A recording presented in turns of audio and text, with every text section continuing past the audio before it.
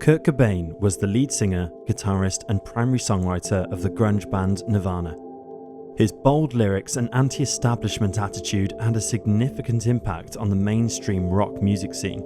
Many people consider him the voice of Generation X, and he is widely regarded as one of the most influential rock musicians of his era. Despite his success, Kurt faced significant challenges behind the scenes. He struggled with the expectations that came with fame and the intense pressure from the media, particularly due to his tumultuous marriage to fellow musician Courtney Love. Together, they had a daughter named Frances Bean. His difficulties were intensified by trauma from his childhood, particularly stemming from his parents' divorce and his lifelong stomach pain and ulcers, which took a toll on his well-being and mental health that contributed to severe depression and a heroin addiction that he found difficult to overcome. Some of his song lyrics reflected the deep personal turmoil he experienced. Cobain first made tabloid headlines when it was revealed Courtney Love had used heroin during her pregnancy with their daughter. This led to intense media scrutiny and child protection services preventing the couple from being alone with their newborn for a month. Although eventually they did regain custody. But further marital issues followed, and Kurt's domestic fights with Love were well known and frequent, usually over his drug use, and on more than one occasion, the police were called. In the years leading up to his death, Cobain had seen innumerable doctors and therapists, and those close to him witnessed his dramatic mood swings, describing him as a walking time bomb that nobody could do anything about. However, Nirvana was still flying high, and on September 14, 1993, their third studio album, In Utero, was released. Despite Cobain's commitment not to embark on any more lengthy tours unless his chronic stomach pain was manageable, he ultimately changed his mind. After detoxing from heroin, he hit the road for an extended series of Nirvana concerts in the US and Europe. On January 8, 1994, Nirvana performed what would be their last American show at the Seattle Center Arena.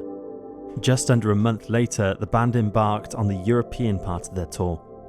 The shows were going really well, but were taking their toll on Kurt, who was tired and had trouble with his voice. A week before Kurt Cobain's 27th birthday, while Nirvana was in Paris, photographer Yuri Lenquet witnessed a disturbing scene that foreshadowed what was to come. Cobain arrived for a photo shoot for the French magazine Globe and began posing with a sports pistol he had recently purchased. At one point, he pressed the gun against his temple, pretending to pull the trigger and mimicked the impact of a gunshot to his head.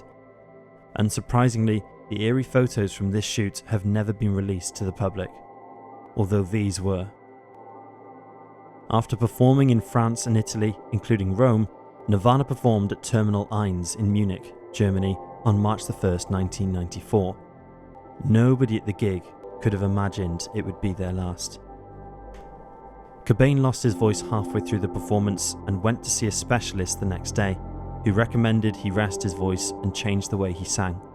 The band postponed 2 more German shows in Munich and Offenbach until April 12th and 13th and took a rest. Cobain decided to stay in Europe, and on March 3rd, he checked into Rome's 5-star Excelsior Hotel, where his wife and daughter joined him. That evening, Cobain sent a bellboy out to pick up a prescription for Rohypnol, a drug used for insomnia, and in an uncharacteristic move, he also ordered 2 bottles of champagne. It was known that Kurt never drank alcohol. At 6:30 a.m. the following morning, Love found Cobain unconscious with blood coming out of his nose. He was rushed to Rome's Umberto Polyclinic Hospital and underwent 5 hours of emergency treatment. He was then transferred to the American hospital just outside the city. He awoke from his coma 20 hours later and immediately scribbled his first request on a notepad: "Get these effing tubes out of my nose." 3 days later, he was allowed to leave the hospital. At the time, the incident was portrayed as an accident, although it has since been revealed that some 50 pills were found in Cobain's stomach and a suicide note was found at the scene. The overdose led him to relapse into his heroin addiction, and his friends and family were desperate to intervene. Cobain returned to Seattle, but his depression and drug use spiraled, and his domestic disputes increased, and at times Love had to spend nights away from their home to escape her husband's erratic behaviour. On March 18th, a domestic dispute escalated and police officers were called by Love. She told them that her husband had locked himself in a room with a .38 caliber revolver and said he was going to kill himself. The officers confiscated that gun and other guns in the home, along with boxes of ammunition and assorted unidentified bottles of pills. No arrests were made. Things had gotten so bad that Chris Novoselic, the bassist for Nirvana, organised an intervention involving about 10 friends, including his bandmates and Courtney Love. She threatened to leave him, and Novoselic said that he would break up the band if Cobain didn't check into rehab.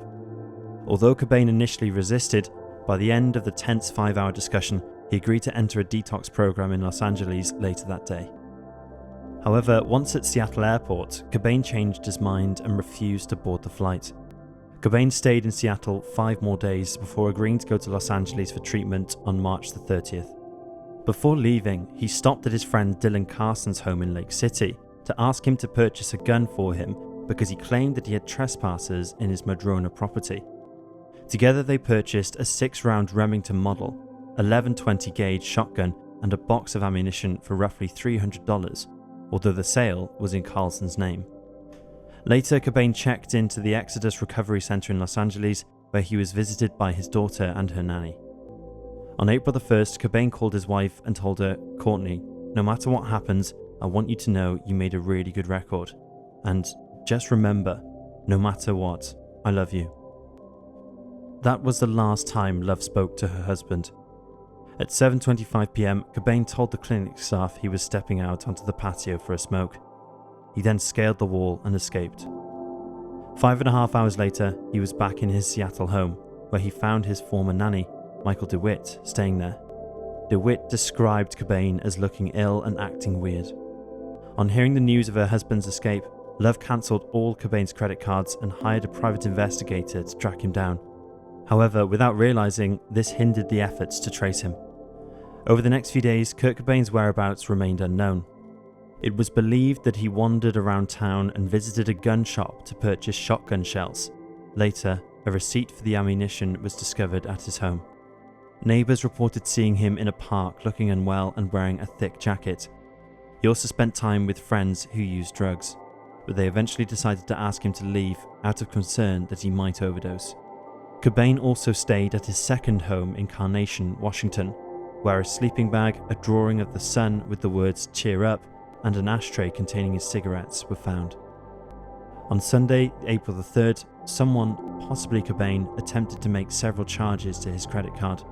The amounts, ranging from $1,100 to $5,000, were apparent attempts to get cash. The following day, 2 more charge attempts were made, this time to get $86.60 worth of flowers. Other attempts were made to use the card, 2 of which, confusingly, occurred after April 5th, the day Cobain is believed to have died. Around this time, his mother, Wendy O'Connor, filed a missing persons report, after no one had been able to get in touch with her son. She told police that he might be suicidal and suggested that they look for him at a particular 3-story brick building, described as a drug den in Capitol Hill. But it was too late. Sometime on or before the afternoon of April 5th, Kurt Cobain barricaded himself in the greenhouse above his garage by propping a stool against the French doors. He removed his hunter's cap, which he wore to avoid being recognised, and reached for the cigar box containing his stash of drugs. He then wrote a 1-page note in red ink. The top half of the note was written in small handwriting and did not directly mention suicide, leading some to believe it may have been written ahead of time. The second half, however, was written in much larger handwriting and made a clear reference to suicide. Police handwriting experts have confirmed that both halves were entirely written by Cobain. In the note addressed to his wife, Courtney Love, their daughter, Frances Bean, friends and fans, Cobain expressed the deep emptiness he felt inside. He also hoped that Frances Bean's life would not mirror his own. Cobain then put his wallet on the floor, open to his Washington driver's license, which friends believe was to help the police identify him. He then drew up a chair after taking various drugs and pressed the barrel of the 20-gauge shotgun to his head, and using his thumb, pulled the trigger. Love's private investigator arrived at the house on April 6th, along with Dylan Carlson, but did not look in the greenhouse. They checked the house twice, unaware Cobain was dead. His former nanny, DeWitt, left the main house and flew to Los Angeles on the afternoon of April the 7th, still unaware that the body was in the house. On April the 8th, Kurt Cobain's body was discovered by Gary T. Smith, an employee at VECA Electric. Smith had arrived that morning to install security lighting. Initially, he thought Cobain was asleep, until he noticed blood coming from his ear. He also found a suicide note with a pen stuck through it inside a flower pot. A Remington Model 11 20-gauge shotgun, which had been purchased by Cobain by his friend Dylan Carlson, was found resting on Cobain's chest. The death of Kurt Cobain covered newspaper front pages around the world. When investigators found Cobain's body, the shotgun was inverted on Cobain's chest, with his left hand wrapped around the barrel, and he had 2 puncture marks on the side of both elbows. It was later reported that Cobain was high on heroin when he pulled the trigger, and that toxicology tests showed a morphine level of 1.52 milligrams per litre in Cobain's bloodstream and evidence of Valium in his system. His death was officially ruled as a suicide. On April 10, 1994, a public memorial service was held at Seattle Center, during which a recording of Courtney Love reading Kurt Cobain's suicide note was played. Kurt Cobain was cremated, and Love divided his ashes, keeping some in a teddy bear and some in an urn. A portion was taken to the Namgyal Buddhist monastery in Ithaca, New York, where monks blessed it and mixed it into a clay to create satsas, religious artifacts. On May 31st, 1999, a final ceremony arranged by his mother was attended by Love. During the service, a Buddhist monk chanted while Cobain's daughter, Frances Bean Cobain, scattered his ashes into McLean Creek in Olympia, Washington. However, he wasn't allowed to rest in peace, because in the years following his death, many conspiracy theories emerged, with many believing that Cobain was murdered.